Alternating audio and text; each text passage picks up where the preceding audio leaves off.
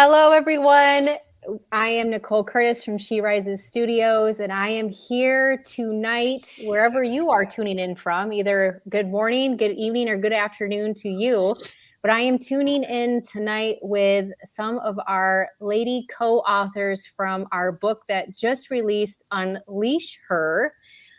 It released on Amazon on October 25, so just a few days ago. And I am very excited to have the opportunity tonight to speak with these beautiful women that I have here on the screen and share some helpful tips or strategies or methods. And tonight's panel discussion, we are talking about understanding your own feminine power. And it just ties perfectly with the Unleash Her book that we just wrote and released on Tuesday. So before we dive into the discussion, I would love everybody to introduce yourselves, where you're from, a little bit about you and the title of your chapter. So Sherry, if you want to kick us off. Absolutely. Good evening, everyone. Thank you for having me today. I'm Sherry Dixon, and I'm from Houston, Texas. Go Astros. I haven't been putting that in, and I just want y'all to be thinking about that, okay? Go Astros. Nonetheless, I am currently an elementary school principal transitioning into the coaching and consulting world. My little company, because it's very, very baby, is Sherry. Actually, it's not. It's a girl and her dog coaching and consulting. And I have chosen that name for my little side gig right now because I went through a very pivotal time. I've had a few pivots in my life, and one of them was my divorce as I was becoming into my middle life, and our daughter was off to college, and it just wasn't working out for us. And I was a little devastated because I did marry my high school boyfriend, and we had been together for several years. And I was feeling a little lost for a while. And I thought, maybe I'll get a dog. Now, I've always had dogs in my life, but at this point in time, I thought, okay, I'm going to get a dog that I pick out myself. My daughter's away, my husband is gone. This is going to be my dog. And so I started looking at dogs and trying to figure it out. And I have to say, my dog chose me. I went to a place looking at dogs, and he was kind of the quiet, reserved one. And he came out of the kennel and come right to me, and he had to me. So that was the start of a girl and her dog. So having said that, he's behind me right now. So if you hear barking, that's why. But I have been just blessed to be part of this whole chapter or this whole book. And my chapter is actually called Not Crazy, Just Wanting It All, because every time I did pivot in life, I just could not find myself in a place to give up on my goals and dreams. So that's a little bit about me. Thank you, Sherry. CJ. Hi, my name is CJ, and I live in a tiny little town in Wisconsin. And I used to describe myself as the woman who was just a wife or a mom or a cafe owner. I built a brick and mortar cafe from the ground up, and pandemic came in and swooped that away. And I was like, I need to figure out who I am. And I've been diving into the inner work and really trying to figure out at the age of 50 who CJ is as a woman, not as a label, not as identity, with anything else, but just who I am and what I want out of my life. And this book kind of just landed in my lap because it is what I'm doing. I'm unleashing the her that's in me that I know is there. And I'm, implementing all the tools that I have learned along the way. And it's my goal to help other women to do the same thing, to take a situation in their life and pivot and make the decision that they are important and they are worthy and they need to just decide to take, control of their lives for them. I love that. CJ, what's your chapter title? It's Pull the Damn Ripcord Already. Nobody else is coming to save you. I love it. I love it. I have to ask, Did Yeah. you know what the title was going to be right away, or did it take a little bit for you to come up with that? I did know right away. Oh. When I first started writing, I always have had this vision in my head of like when you're on a boat and you pull that life raft in the dinghy, I feel like pulling the cord and it explodes. And that's what I feel this book did for me. That was kind of like pulling the cord and the life raft exploded. And here I am. Oh, well, we are so glad that you are here, CJ. Me too. I appreciate it. Thank you. Yeah. Joyce. Hello, Joyce. Oh my gosh, I resonate so much with what you just said, CJ, and I love that. So my name is Joyce Hindle. I'm from Palm Beach Gardens, Florida. My chapter is Make Your Relationship a Teeter-Totter, because I feel like a lot of us, I don't know, we have layers that fit each of us. My relationships, I realized, were very one-sided, and I was spending my lifetime running circles around my children, my spouse, my career, everything, to make everybody else okay and everybody else happy.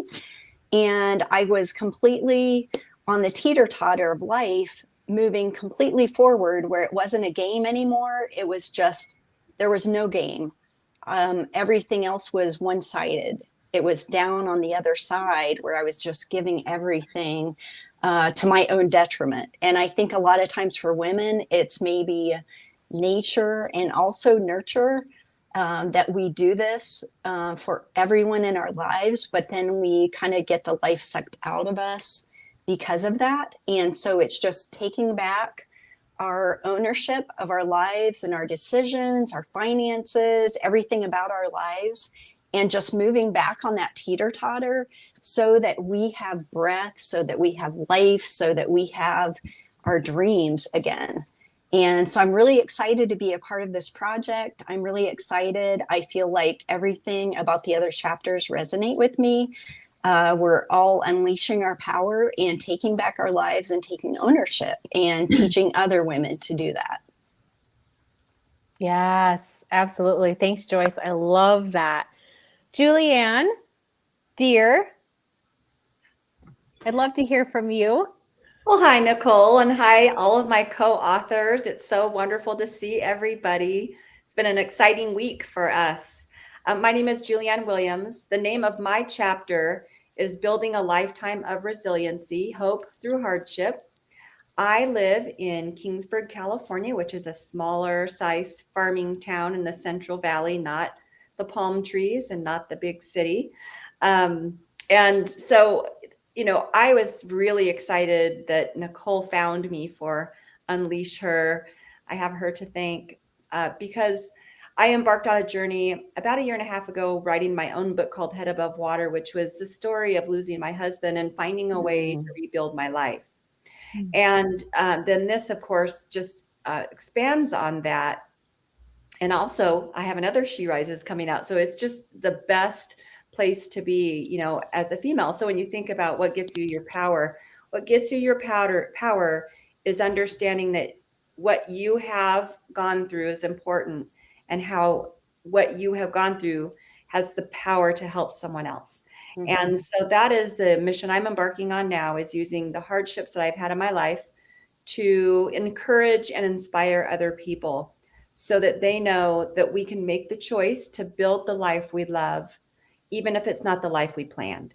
So I just, again, am so thankful for all of you, and I look forward to the rest of the panel. Love that. Thank you, Julianne. Elisa. Hello. Hi, ladies. I am so excited to be here. My name is Elisa Fucci, and I am coming from Las Vegas, Nevada. Yeah, I'll say it like that. I know locals here would be like Nevada. No, sorry, I'm going to say Nevada. I'm originally from Argentina, and I'm a relationship and connectivity coach, and I help women heal, reconnect with themselves, and get out of the cycle of suffering. And that's kind of what my book is all about, really, like my chapter. And it's the chapter is called My Scars, Wounds, and Bruises Don't Define Me Anymore, because my entire life I thought I was victim to the circumstances. I was raised by a victim, and so all I knew was how to be a victim, and everything was out of my control. My happiness was out of my control. It depended on my kids. It depended on my husband, whether he did things or not. So the whole chapter is about getting out of that victim role and into creating your own life, which is what I had to do. I had to choose to get out of that role because I was tired of it. I was like, okay, I'm done. I don't like this role anymore. It's not fun. And I just started to learn more about myself, learn what do I want? Who am I aside from a mom and a wife? Who is Elisa? I was never raised to be anything other than a mom and a wife. So for me at 36 years old, I was like, what do I want? And finding my core values was what started it all, what ignited this unleashing of who I really am and what I was meant to do, and fulfilling all my goals and dreams. Thank you so much for sharing, beautiful. Kelly, hey girl. Hey. My goodness, I can relate to everybody who's spoken, particularly you, Elisa. And, you know, thank God you are discovering that now at your age. I am a little bit older. I'm 55. But I do remember, well, first of all, I'm in Jacksonville, Florida, and my chapter is called Already Enough. And it's kind of around the same theme where I was probably like 31, 32 when I realized that I didn't have to behave and kind of adapt to those around me. You know, my husband at the time, and I had started counseling. So it was like just this awareness. And so Already Enough, my chapter is about that time in my life where I discovered that I did have the power inside me. It wasn't based on what others expected. You know, growing up and kind of having that identity crisis where you don't even know who you are, which is why I resonate so much with what Elisa said, because so many women just get into that do, like we've got to be the moms, we've got to be the employees, we've got to be the wife. And so what do we want? And when I became aware that I had a choice, that I could say no, that the people pleasing. So I coach and mentor women through that, you know, their personal power. So getting invited to join in this book, Unleash Her, was honestly it was a very divine God thing.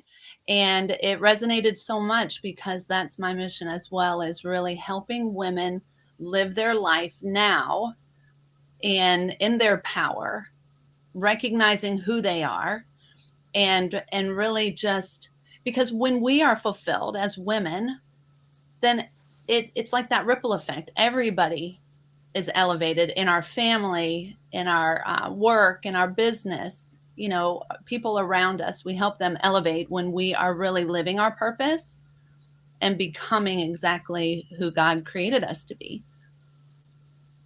So, yeah. Beautiful, Kelly. Thank you. Angela. Hello, sweetie. Hi. Nice to see everybody. You too. My name is Angela, and I'm coming from San Diego, California, where we have great weather. I had to throw that in there because that's what I paid for to live here, right? No, but the name of my chapter is Blooming Like a Lotus Flower from the Mud. And I use yoga, spirituality, and transformative travel to really walk women who have had a daunting diagnosis, such as cancer. Use those tools to help them walk through that period of their life, to come out of that darkness and to bloom like a lotus flower on the other side. I've been practicing yoga for at least 15 years. And my practice has changed tremendously from a physical practice to more of a mental practice, being able to live yoga on and off the mat. And when I was in the hospital, all I had was my breath. to be able to work with. So I really learned how to use the power of breath work and being able to just help women utilize that tool to reset their nervous system, because health challenges, whether they're for yourself, for your children, or for your husband, they're going to disrupt your nervous system. And finding ways that you have within you that are available. You don't need a Red Bull or a Monster or a cup of coffee. You have all these tools within you to create this energy that you can unleash so that you can live your fullest life. And so that's my chapter, kind of goes over some practice for that, of what I use. And like Julianne, I have to come out in another book because I got some more to talk about. Thank you, Angela. I love that. Well, thank you, ladies, so much for being here with me tonight. For the viewers, my name is Nicole Curtis. I'm part of the leadership team at She Rises Studios, and I am currently in Rosebud, Missouri, and my chapter title is called Slay Your Demons. And one of the things that I've learned throughout my life is I was a huge people pleaser. And I lived my life around other people. I valued so much of how they thought about me and what, not just what they thought, but what they did, would do for me. And there was so much pressure that I put on myself that I constantly felt this pull that I had to be given permission for them or wait for permission from them to either do anything or become who I wanted to become. And so I chased this rat race, this rabbit hole of giving, where I got really good at wearing masks to cover up how I was feeling inside of loneliness and brokenness, and some unhealthy habits started forming with creating toxic relationships and heavy binge eating. And so my chapter, Slay Your Demons, is all about helping the reader receive some tips and some value of how they can take back their permission, how to give permission to themselves, and how to find and stand in their ultimate power that is within them, and how to release that. So I am very excited to be able to be in this book. So as you see, there's 8 of us here. There's actually 30 authors that are in this book. And so if you are watching today, we have more panel discussions coming up for you to meet all the other incredible authors of Unleasher. We have another panel discussion coming November 3 and another one on November 10. So make sure you check back here and be able to listen to other incredible women that are going to be not just sharing their chapter, but also diving into some really powerful topics and questions to help you unleash your feminine power. So tonight, the conversation is about understanding your own feminine power. And when I think of this question, ladies, it's like, oh my goodness, where do I start? But the question I really want all of you to answer for our listeners today is, how did you recognize your potential? What was that moment that you had where you realized that you planted your flag, or you had that aha moment of, you know what, I can move forward. I can do this. I don't have to listen to them anymore or do what they're telling me to do. I can literally do this. I can become this most powerful woman that I've dreamed of. Because I think a lot of us have potentially had those dreams of wanting to achieve or be here, but we're so stuck. We don't know how to bridge that gap. So I'd love for you ladies to kind of answer your the question of, how did you recognize your potential, and maybe provide like a tip or some type of a strategy that you can share for the audience that can help a woman right now realize that and step into that. So Sherry, I'll start with you, honey. All righty. So thinking about this and just thinking about, in my chapter, I really start with my life really changed the moment that I had my daughter. And it was just one of those pivotal times in my life. But I don't know if I really understood how much feminine power I really had. I knew that I was going to work hard and make a great life for her. But I really think the moment that I realized this was when I did get divorced. I had my daughter when I was still a teenager. I was not married yet. I was with her father. And so, of course, back in the late 80s, early 90s, because I'm also a bit older, it was kind of the expectation when you do end up in that situation that you're just going to go ahead and get married and live life the way life is supposed to be lived, with the father and the mother and the child. And whether you're happy or not, you just learn to deal with it. And so we did. And although I was able to still I was able to finish college and get the job that I always wanted to have. I was a teacher.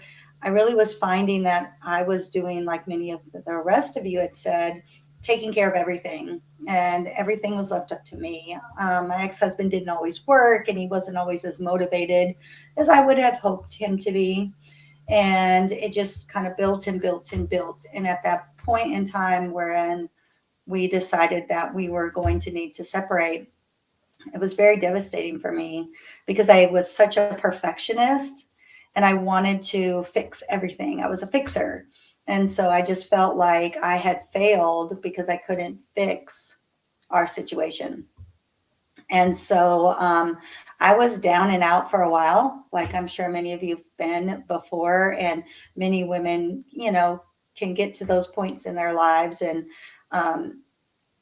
I could have lost everything. I mean, I was a school administrator at that point, and I wasn't living my best life at all. And I had to really stop being the victim. So I had to move myself out of that place of, oh, woe is me. This has happened to me. My life is over. I'm bad. I'm not worthy. And realize, look at all you've done. I was able to raise my daughter.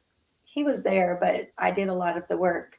And I was able to successfully build this career. And I was able to take care of all of the bills and take care of all of the things. And I really had to just stop and stop being sad, stop being the victim. And I think at that moment, and it took a while, it really did. And some mistakes along the way, of course. I'm so sorry. I told you there's a dog. Stop. But having done that, I was able to pick myself up at that point and say, okay, put your big girl panties on. Let's do this. Or you can just fail. Those are your options. And I knew I couldn't just let myself fail. I'd worked too hard. I always say, I'm a runner as well, and I run half marathons every year. And I get to that 10th mile or 11th mile or 12th mile, and I'm like, okay, I'm just gonna walk. And then I'm like, come on, girl. I'd have to do that self-talk. It's like, get yourself moving. You're not gonna walk. You didn't come this far to only come this far. I think And I would walk almost the whole time. Good for you, Sherry. Way to go. You'd be surprised. I think you'd be surprised. But, you have to tell yourself it's not over. Your life's not over yet. And it's going to be hard. But living like that is also hard. Yeah. So you just choose your hard. And I woke up that next morning and I was just like, okay, I got this. I'm going to do this. And I think that's when my power. You decided. You made a decision. I just decided. Yeah. That's awesome. And I think that's what we have to do is make that conscious decision, Yeah. Thank you, Sherry. Thank you So for sorry sharing. about the dog. No, thank you for sharing your heart and your, just being authentic and sharing a really hard time. Because I think sometimes, especially online, that women can see us and think that we have everything perfect. And I really want to portray that we've all had struggles. We've all gone through things in life that maybe did break us or almost completely broke us. And we're here in a, sharing with you, all of you that are listening and watching right now, that we're just like you. We've been through things, we've gone through things, we've dealt with things. And this is where we are. And these are some things that we've done to get here. And we're here to help. We're here to support. We're here to encourage you. And what better way than these ladies right here to help with that? So, CJ, let's hear from you, darling.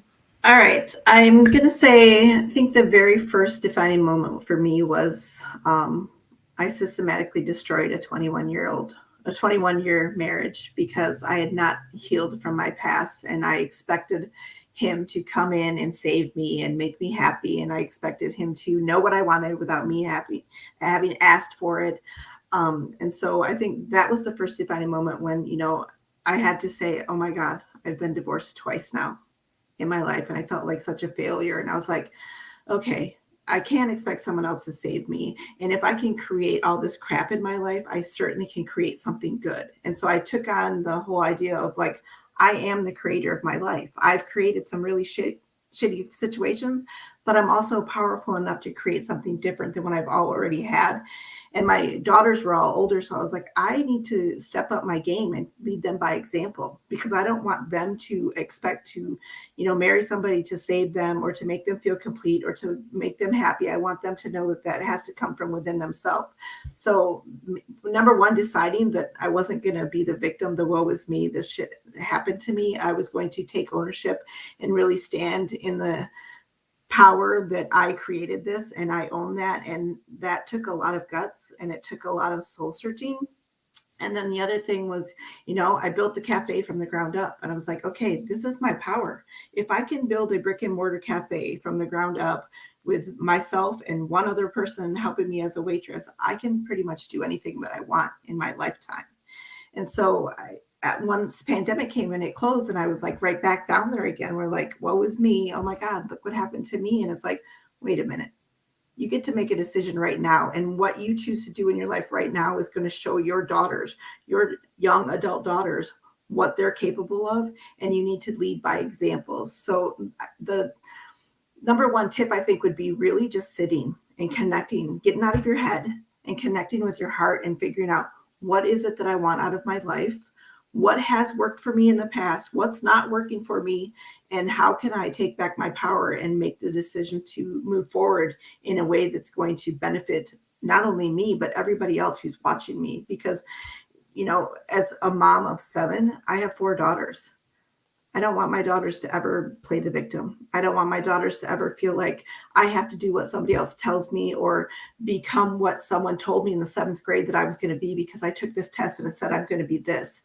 I don't want them to ever do that. So I think the most important thing is to choose and make the decision that you are going to lead your own life first and foremost, and then lead by example and show other people what they're capable of and what's possible by standing in that power. Oh, I love it, CJ. One of the words that stuck out was ownership. Yeah. I love that, but it's not easy to do, right? It's not easy. No, it's not easy to, we can say, okay, I'm going to do it. And then something boom can come up and it's like, oh no, nope. And one of the things that I love to talk about in a little bit here is our comfort zone. Because when you're unleashing your power, you get really uncomfortable. Oh, yeah. But that's for later in the discussion. So, Joyce, darling. Yes. How did I recognize my potential?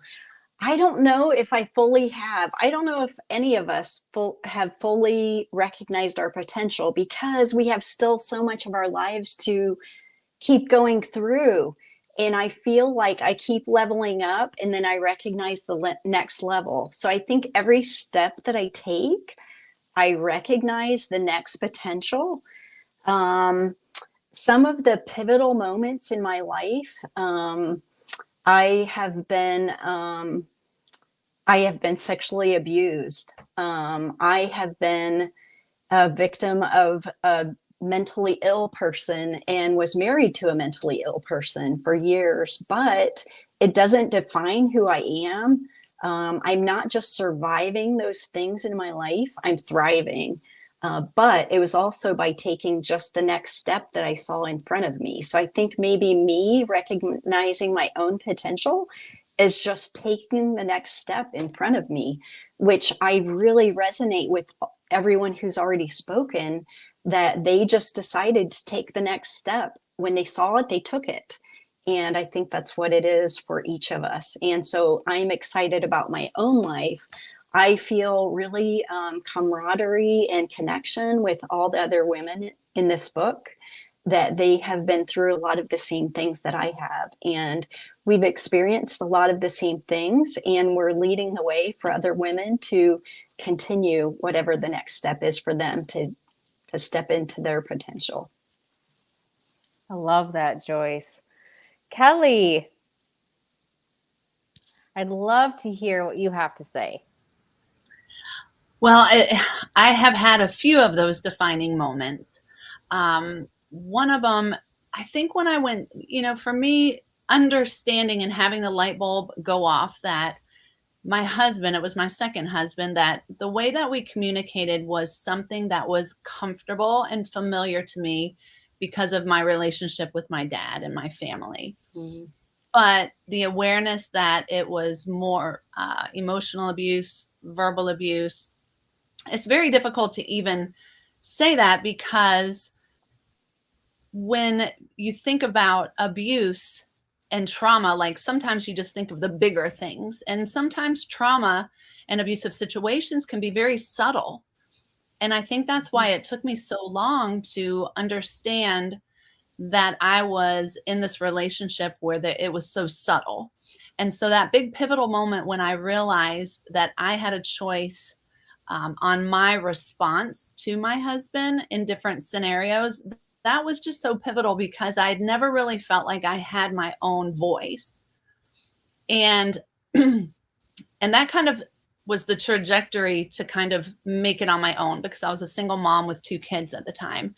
And then the second sort of pivotal moment was more recently, really, when I was sitting down with a coach. I had actually hired a coach. I had done all the direct marketing or direct sales, MLMs, because I wanted to create a side income. Being a single mom, you want to create some extra income.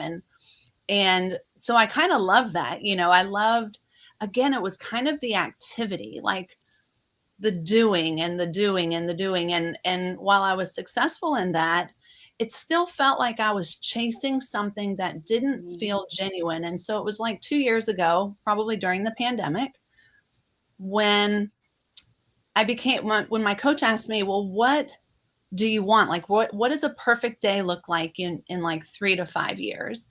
And so because I was chasing so many things, I didn't really have a target.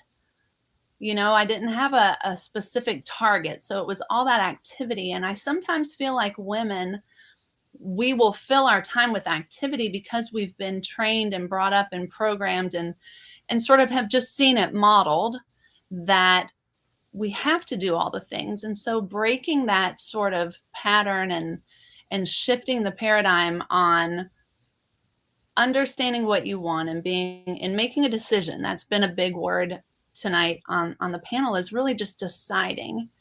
And then when you define and decide what you want, which would be my tip, is to really sit down and look and think about, what do you want your life to look like in like 3 years, and like write it out. Because I feel like so many of us, or I know for me, I struggled without having a vision. Like I knew what I kind of wanted, but I never really defined that vision. So then I had a target.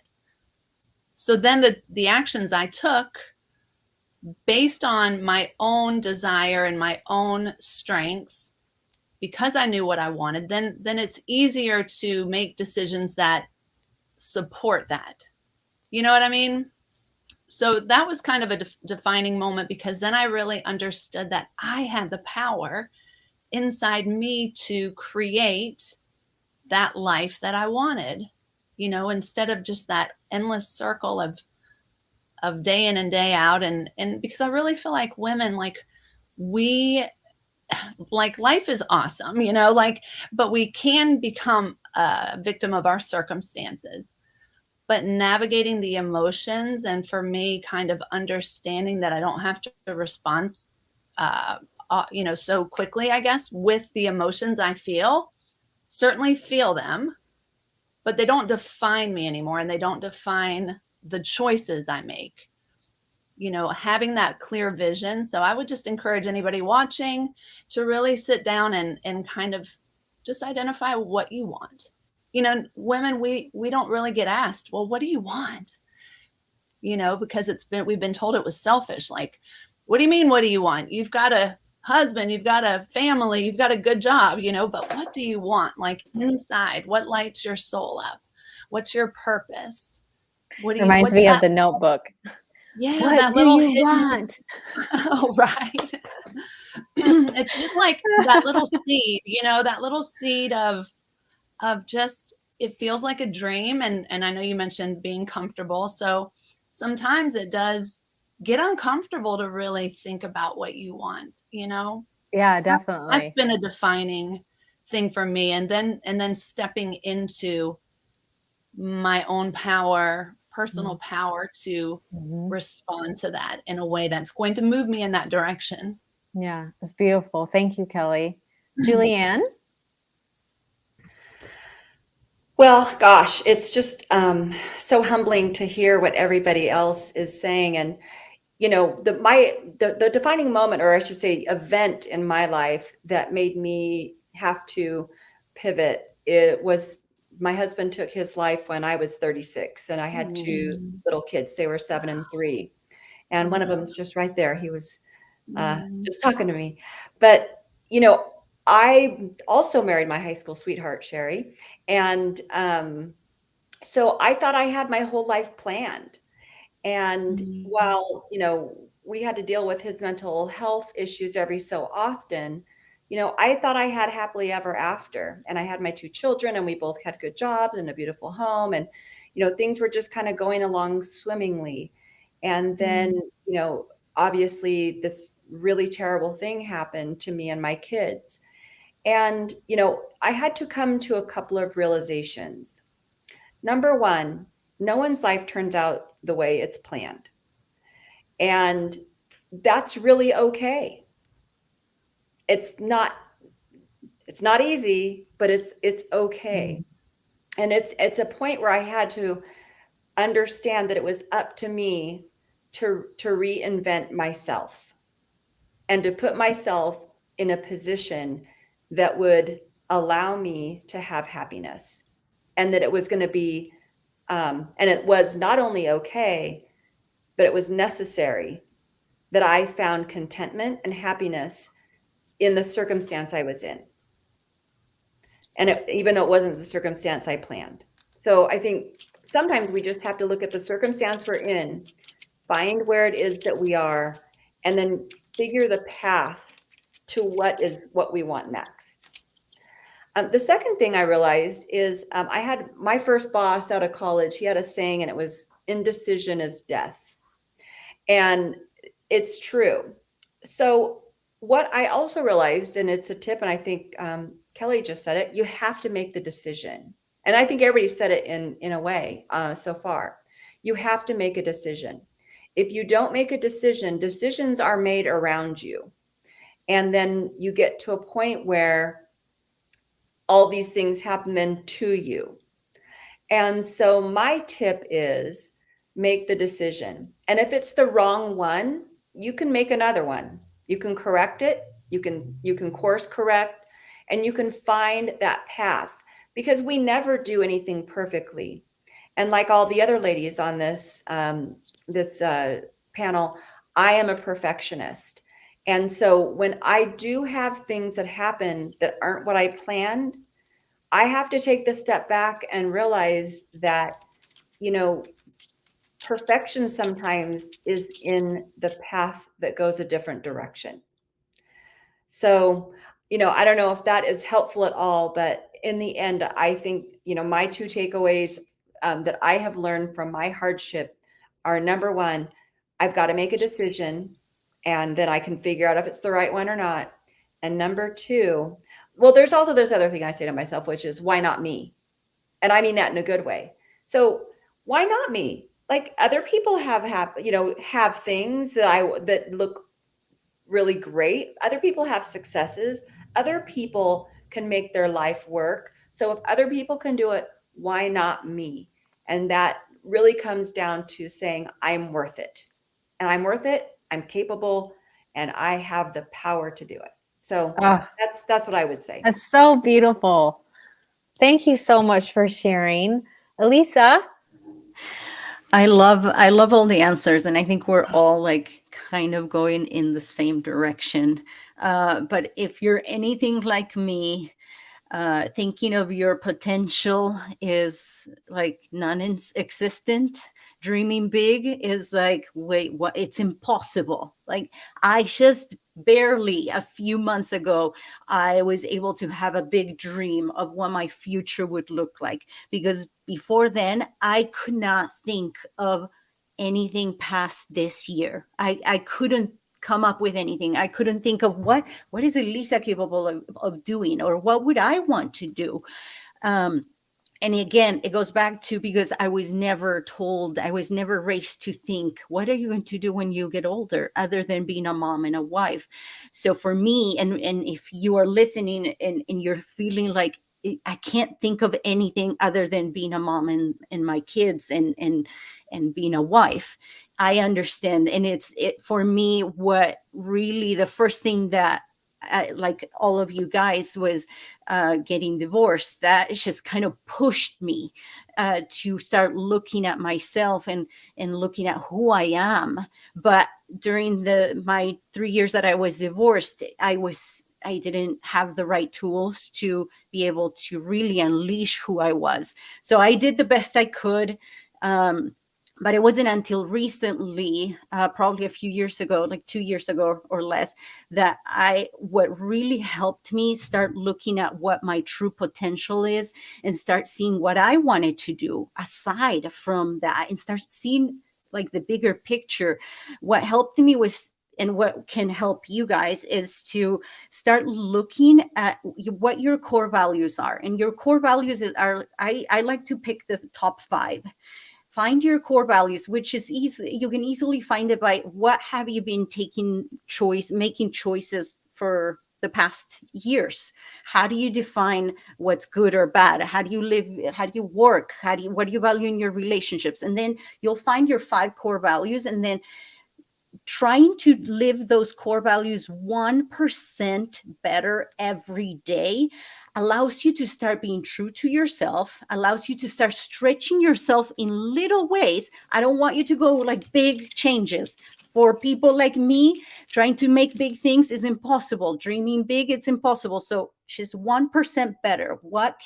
How can I live my core values 1% better? And start thinking that way, so you can start learning how to have more self-confidence about yourself and start knowing what you like, what you don't like. For me, it was just that living my values 1% led to, from reading a book, one book a day, to slowly a few months later, I was launching my own podcast. I went back to getting certified to become a life coach. But it was just that daily course correction that put me into the path of living my potential. And like you guys who said it, Joyce, like I don't think this lifetime I'll know what my true potential is. I think it's a becoming. It's like you will always be working on finding what that potential is.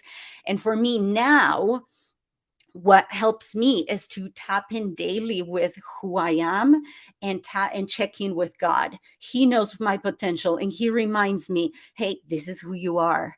The old you, that's not who you are. Those labels, those wounds, those traumas, that's not you. And we all tend to go back to those cycles.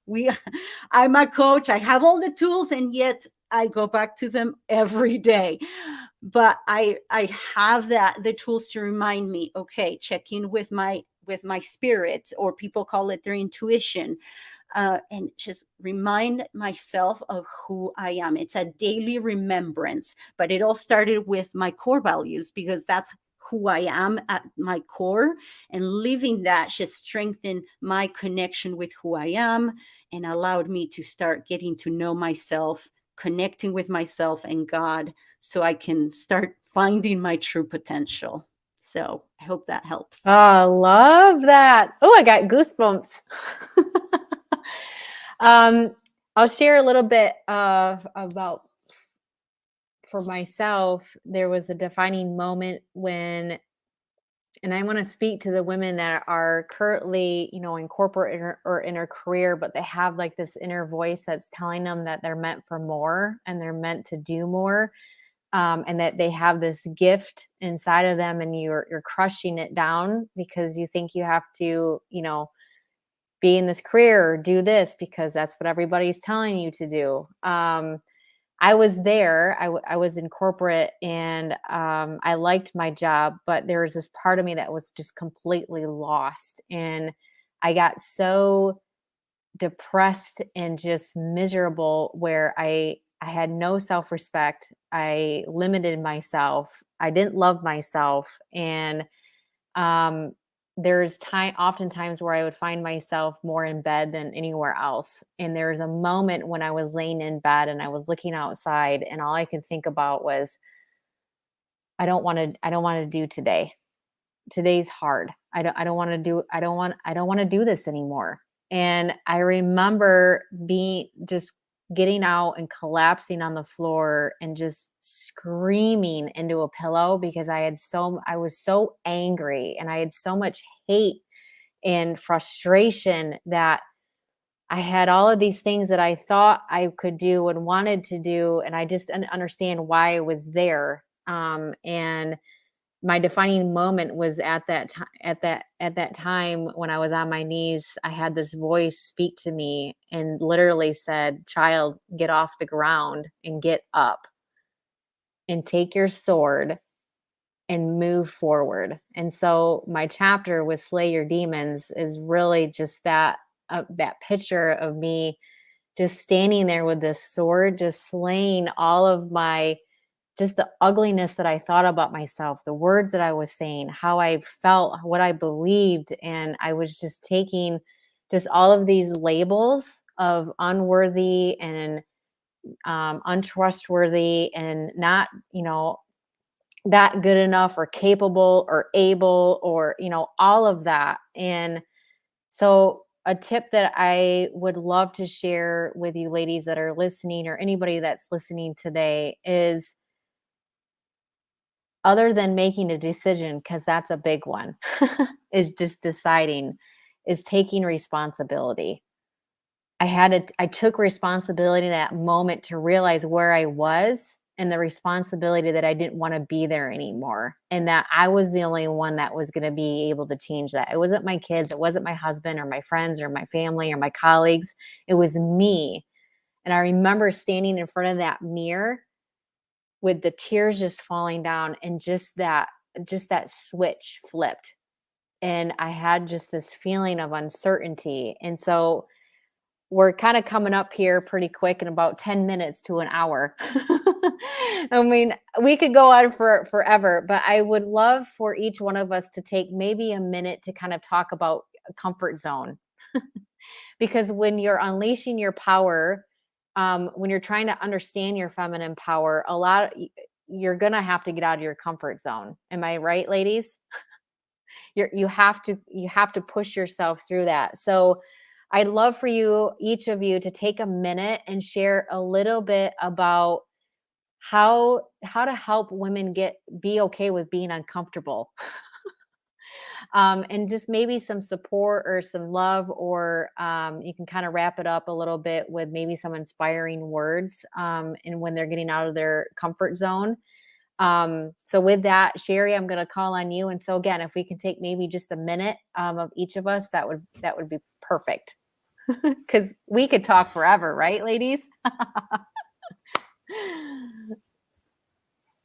All right. Well, I have to say that probably one of my greatest gifts is being a teacher. And I have been doing this for This is my 28th year in education. And I always tell students, it's okay. Just try. Just one baby step. Someone else had said, sometimes you just can't go for the whole big thing, but have some milestones, have an action plan, have some baby steps, and then Great tip. celebrate them. Oh, And yeah. so that's always what I've done in my life. I've done that with my daughter. I've done that with my students. And I would definitely say, women out there, go for the big thing, but give yourself steps along the way, because it will be uncomfortable, and that's okay. It's okay to be a little bit uncomfortable, because the more you do it, the more it will become your new norm. And just think of how proud you will be of yourself when you get to that point. So that's what Beautiful. I always try to live I by love that, Sherry. Love that. Kelly? I was hoping that you'd come to me for some reason. I know we were going in order, but that's the thing. Like when you invite someone to get uncomfortable, like our first reaction is like, heck no. Oh, I don't want to get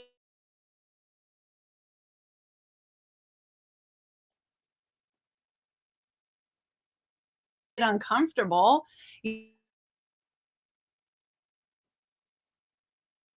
Oh, Kelly, you're kind of you're coming in and out, honey. We're so but my company, there's so much growth on the other side of comfort. And so I would say to write affirmations. Oh, no. Just remind yourself. Can't remember when it gets uncomfortable, then you have. Did you completely lose me? It's cutting in and out. I don't know. My internet's messing up. Hopefully you can hear me. I can hear you. We can hear you now. Oh my gosh. It was cutting in and out. Oh my gosh, it's all right. that's so crazy. Hey, it's technology, so right? sorry. It's a love-hate relationship sometimes, right? Yeah. Basically, I was just saying, yeah, it's so crazy. It's so crazy. It just figures. I mean, and so my company is the Be Brave Life. Like I started using the hashtag Be Brave when my brother had to make a decision to go apply for a job that was 2 hours away. It was very uncomfortable. But I'm like, you get to make the decision. You don't have to take the job, but just check it out. Like knowing that we have the power to say no, not if it's uncomfortable, but if we don't like it, if we don't want it, but we have to check out what's on the other side. So it's going to be uncomfortable on the other side. It's just like working out, there's growing pains, there's, muscle fatigue, like everything's going to be a little stretch, but there's so much growth and so much becoming on the other side of it. And so I don't know if you caught this, but I like to write affirmations. So when you start feeling like you can't do this anymore, just read what you're capable of. Remind yourself of what you want, and just know that you're not going to die if you try something that's a little uncomfortable. And I love it. You might find yourself like just with this whole brand new world. Thank you, Kelly. Thank you, and sorry about the No, technology. it happens. It happens. Angela, what words of beautiful wisdom can you share in a minute? In a minute. I just really think that it's important as far as comfort zone goes. I think we find a lot of comfort of ruminating thoughts in our head, and I think in order to get out of our comfort zone and to get out of our head, we have to get into our body. So, I believe that you need to shake it off. You need to shake it out. You need to find ways to get those energetic releases, because the comfort zone is really up here.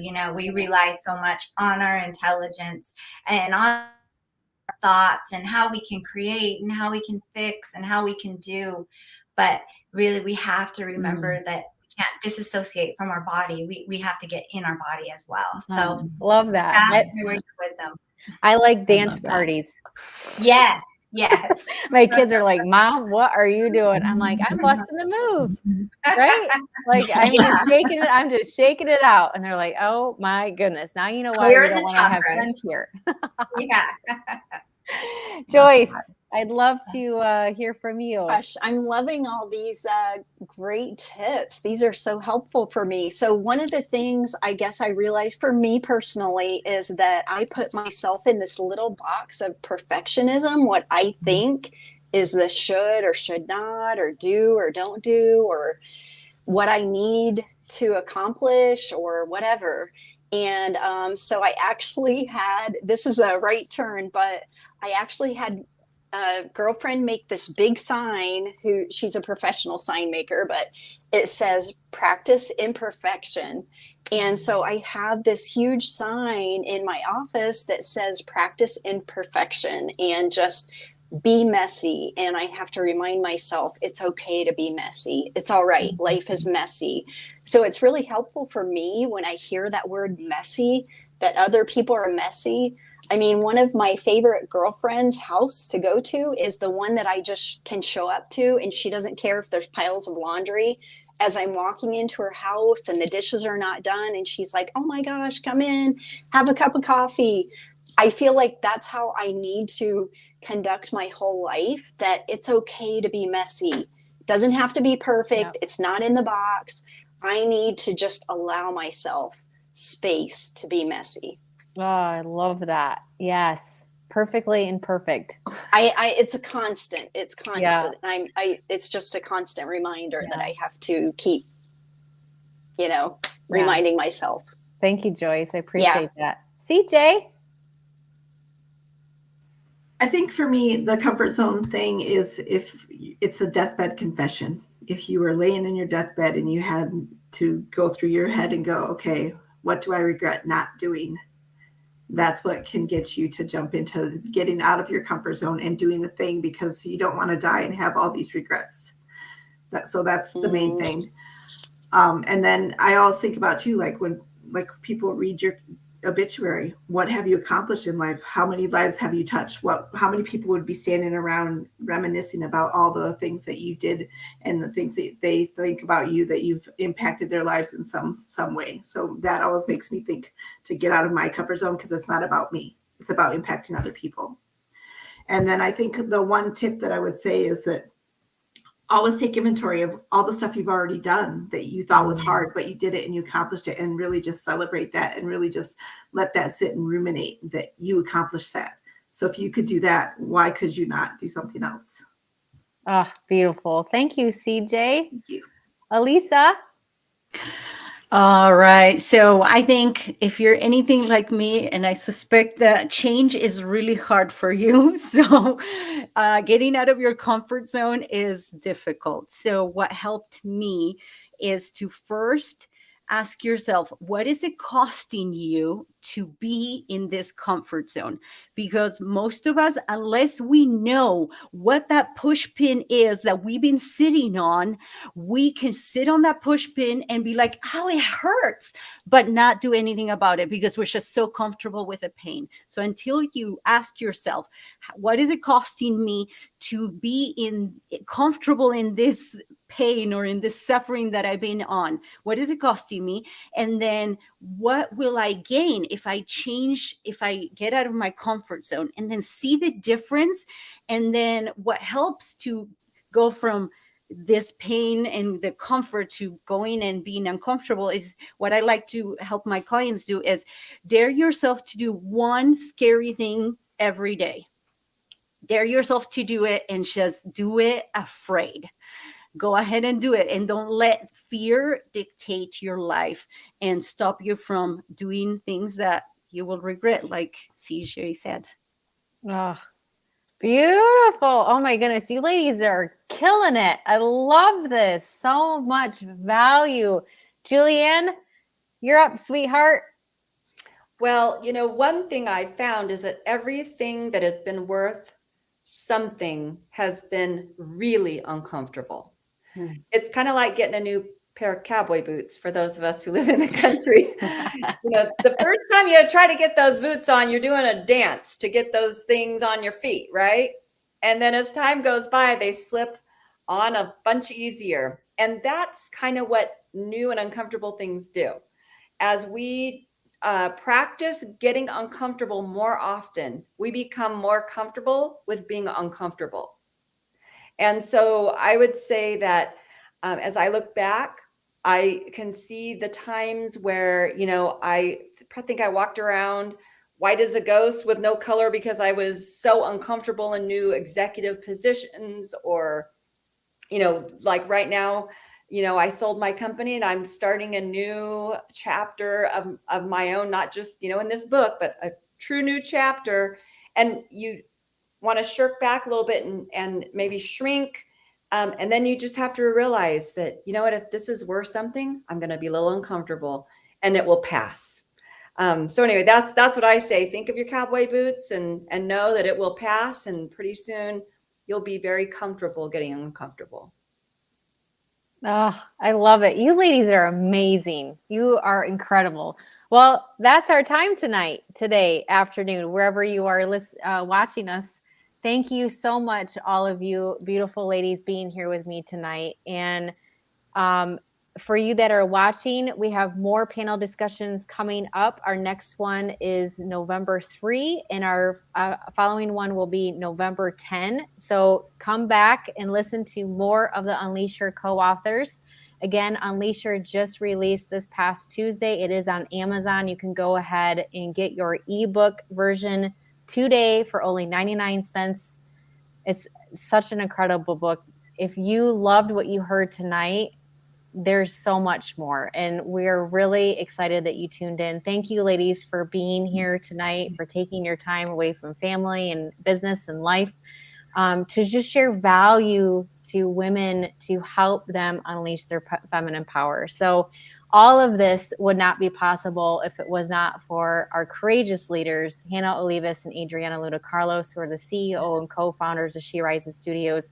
Thank you, ladies, so much for the vision that you had of starting She Rises in the middle of the pandemic in July of 2020 and casting a dream and a vision of wanting to serve women all over the world and help not just educate and celebrate them, but help them unleash their power and rise above. So she rises, she leads, she lives. So with that, we're going to close out. And I hope all of you that are watching and on the panel here with me, I hope you have a beautiful and amazing night. Bye. Bye. Thank you.